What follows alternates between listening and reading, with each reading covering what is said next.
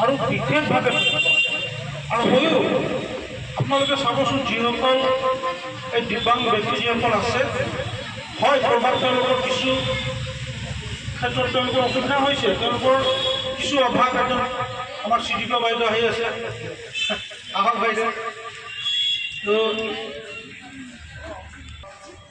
কিছু এক্সিডেণ্টতে হওক কিবা কাৰণতে হওক আমি যেতিয়া আমাৰ কিবা ক্ষতি হৈ যায়, শাৰীৰিক যিটো ক্ষয় হৈ যায়, তাৰ ফলস্বৰূপে এজন ব্যক্তিৰ যি মানসিক অৱস্থাটো হয় বা ঘৰখনৰ যি অৱস্থাটো হয়, সেই কথাটো বৰ্তমান আমাৰ চৰকাৰো উপলব্ধি কৰি আছে, আমাৰ সমাজো কৰি আছে। আৰু বিশেষকৈ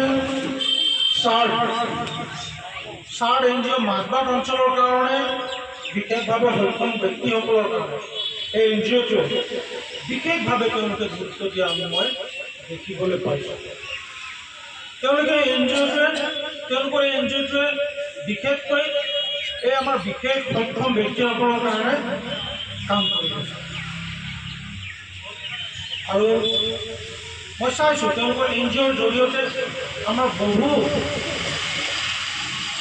বিশেষভাৱে সক্ষম ব্যক্তিক তেওঁলোকে বিভিন্ন ক্ষেত্ৰত সহায় সহযোগ আগবঢ়াইছে। তেওঁলোকৰ জৰিয়তে চৰকাৰৰ ফালৰ পৰা তেওঁলোকৰ সহায় সহযোগ কৰাব সক্ষম হৈছে।